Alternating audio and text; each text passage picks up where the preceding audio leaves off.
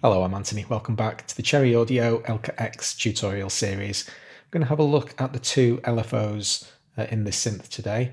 LFO stands for low frequency oscillator, and as you can see, the Elka has LFO1 in this upper left box and LFO2 in the box below. If you're enjoying this series and you want to help support my channel, check out the Patreon and YouTube channel member links below. Awesome way to do that.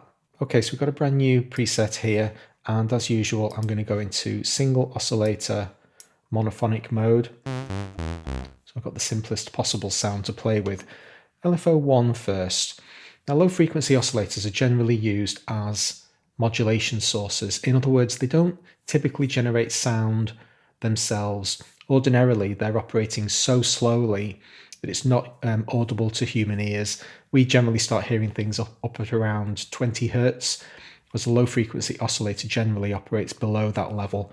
What it does do, however, is provide an excellent mechanism for modulating something else. The simplest demonstration of low frequency oscillation I can give you is applying LFO to pitch. We're going to make the pitch go up and down, in other words, vibrato. Now, all I need to do in order to achieve that effect is turn up one control, depth A. I'm going to hold down C on the keyboard, and as you can see, it's a static frequency. As soon as I turn up depth A, now you can see the pitch oscillating up and down. That's the low frequency oscillator modulating that pitch up and down. Let's have a look at how it's done. Well, as you've just seen, depth is the amount of a thing that happens. The best way to think about depth is how deep the modulation is. In other words, how far you're pushing the ups and the downs of the modulation that you're applying. Here we're talking about pitch, so it's going to be the pitch going up and down. You can hear that pitch depth getting more and more intense, the extremes of the pitch getting further and further apart. The speed at which those oscillations are happening is the frequency, and it's also represented by this red light. As I hover over the knob, you can see the speed, so we're currently cycling at 1 hertz, which obviously means one complete cycle of the low frequency oscillator every second. The shape of the oscillator is set with these controls down here. At the moment, we're in a triangle, so we're going straight up and straight back down again. The Elka doesn't generally work with sine waves, so we've got triangle is the simplest form of oscillation that we're dealing with. If I set it to sawtooth, however, you'll hear these ramps. And as it gets to the top of the ramp, fall off the cliff and start going back up again. Sawtooth's an excellent demonstration of the fact that this light isn't just an on-off control either. As you can see with the ramp, as the modulation's increasing, as the waveform is going up, then the light is also getting brighter, so it's kind of describing the shape of the wave with its brightness. Sawtooth going down is pretty self-evident, I won't demonstrate that one. Then we've got two different square waves. We've got a square wave with a line drawn through the middle, and a square wave with a line drawn under the bottom. This is describing the upper and lower extremities of the modulation. So we turn depth all the way back down again to get us to our static C, and then engage square. I'm going to bring the frequency really slow so that it's easy to observe what's happening in the oscilloscope. So C sharp is above C, B is below C. That's because the dotted line, which represents the middle point, in other words, the note that we're pressing, is in the middle of the upper and lower extremes. However, with this one, pretty obvious what's going to happen. We're going to go from C right up to, well, a very sharp C sharp, and then back down to C again. Finally, we've got random, which is going to generate, guess what?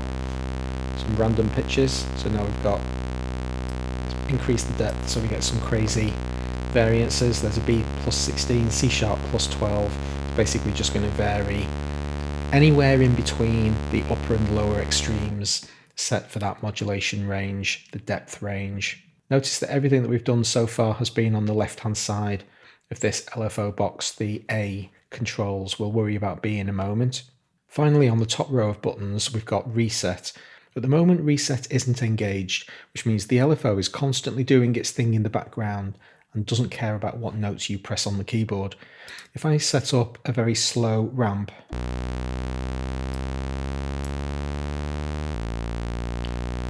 and then start pressing lots of little notes, you can hear the LFO kind of imposing itself like a join the dots in the background. However, if I press the reset button, every time I press the key, we're going to get the same note. Now, have a look at what that note is. Kind of an A sharp minus 40. That's because by default, the sawtooth, just like the center point square wave, sets its middle between the upper and lower extremes. So the bottom of the sawtooth, this ramp that we're drawing, is not the original played note. The original played note is right in the middle of the sawtooth. So this that you're seeing, the A sharp minus 40 odd, is the lower end. If I hold the key down, we're going to go through C, there we go, we went past it, all the way up to a D, or 2 semitones above. That brings me on neatly to the next control I want to talk about, which is delay. With a label called delay, you might think, oh, we're not going to do anything for a period of time. If I set this to, let's say, 2 seconds, it's a pretty big delay. You might be tempted to think that the low frequency oscillator is not going to have any impact on the sound for 2 seconds and then do its thing. That's not the case at all. What's actually happening is that we're gradually increasing the depth from 0 up to whatever the control is set to over this period of time. The easiest way to demonstrate it is with the sawtooth waveform that we've currently got, because as I explained to you, every time I press this key, the C that I'm constantly pressing in all of these demonstrations, ordinarily, let's turn my delay back down to 0 again, we start off at A sharp minus 43, and then we travel up this ramp up to the D above C. If I increase delay back to 2 seconds and start playing the same note, now you can see that I'm actually playing the C, because that's the center point, that's the 0 modulation point of the low frequency oscillator. But watch what happens immediately the moment I press the key. We've got a 2 second delay, don't forget.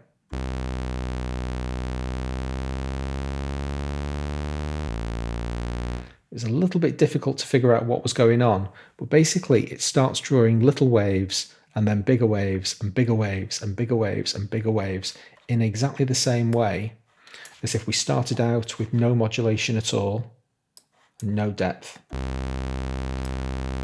And we start increasing the depth control. We're drawing small waves, bigger waves, and bigger waves. That's exactly what the delay control is doing. It's modulating the depth over this period of time. It's bringing the low frequency oscillator in gradually. A nice demonstration that I can give you of delay. I've just set my delay and depth all the way to 0 so that we've got no modulation here at all. If I engage triangle and set my frequency to about maybe 4 Hertz, I'm going to try to emulate the effect of something like a saxophone player, where they'll play a note and it starts out pretty steady, and then slowly they introduce the vibrato and it eventually becomes quite quick. Classic technique used when playing a long note to add extra interest to it. I'm going to want the delay at about maybe 2 to 2.5 seconds, and I'll play around with my depth.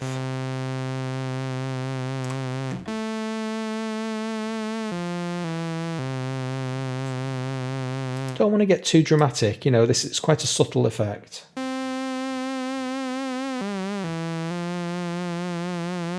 And an even longer delay than that, so that I have the opportunity to not hear any vibrato at all. There we go. And then it comes in.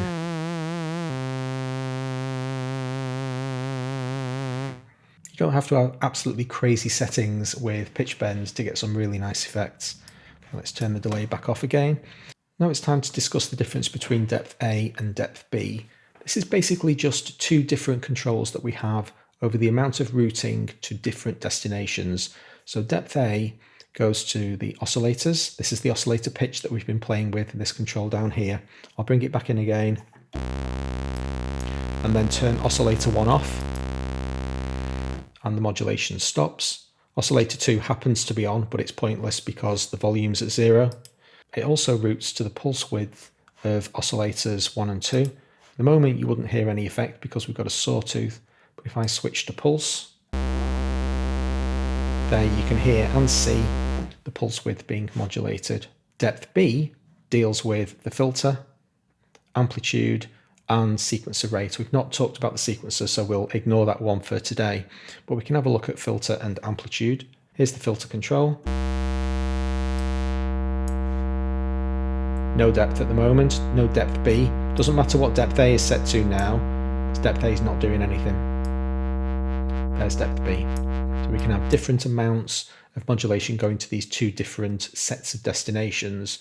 The low frequency oscillator is a single LFO. In other words, we have a single frequency delay. All the other controls are set once. This is just the amount of modulation that's going to these two different collections of destinations.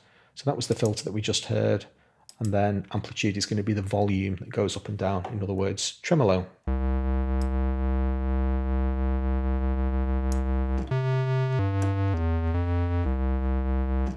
Just a couple of buttons left in this LFO. Sync is pretty obvious. At the moment, all of this has been in Hertz. If I press the sync button, we lock to our DAW.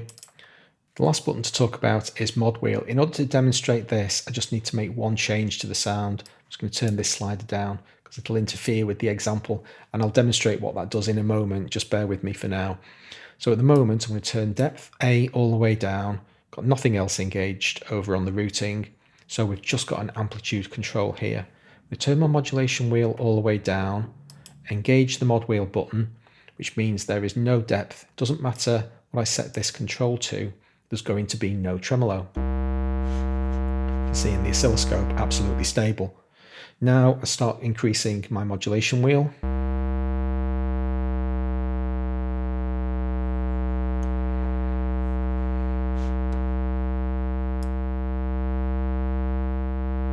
And there you can see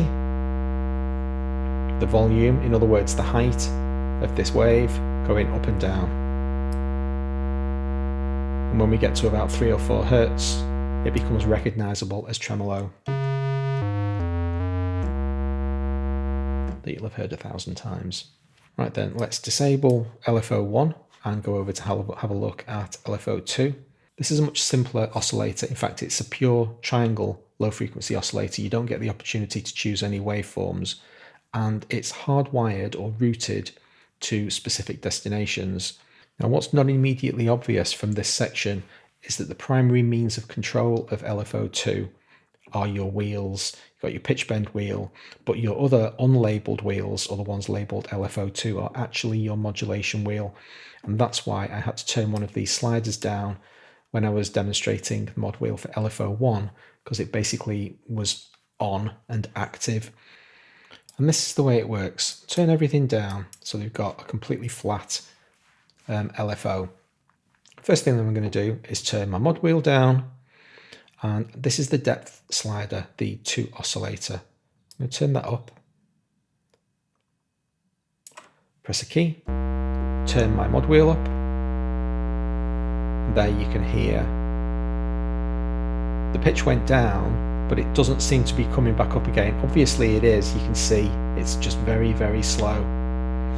That's because our frequency is set to the minimum, and this is a frequency slider.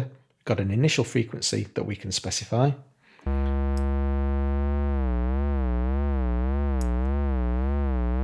Again, that's with the mod wheel all the way up, mod wheel all the way down. Somewhere in between, the speed is always the same. As I'm increasing the wheel, the depth is changing. Now finally, I'm going to introduce an extra element, which is frequency acceleration. So now, as I turn the mod wheel up, not only is the depth going to increase, but the speed is going to increase as well. So mod wheel all the way down. Set both of these depths to about 50%.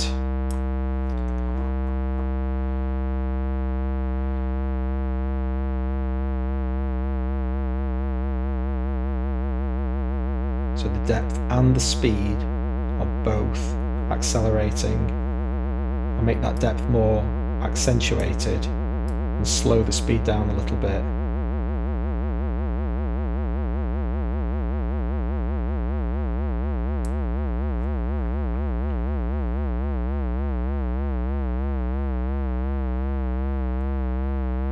There we go. It's easier to identify that both the frequency of the oscillation and the depth of it are changing simultaneously. Finally, the init amount slider is like a virtual modulation wheel. Imagine you didn't have a modulation wheel. If I set that to 50% and some depth, then even with my mod wheel all the way turned down, which it currently is, you're hearing the modulation. So this is basically just, if you don't want to use the modulation wheel and you just want a fixed static amount, then you can use this slider to accomplish that. We've not dealt with the concept of layers yet. Essentially, this is sort of two synthesizers in one. You have an upper layer and a lower layer. We'll deal with all of that in the next episode, so we'll ignore this control for now. And that's us done. Hope you enjoyed the episode. Please hit like if you did. I'll see you next time. Thanks very much.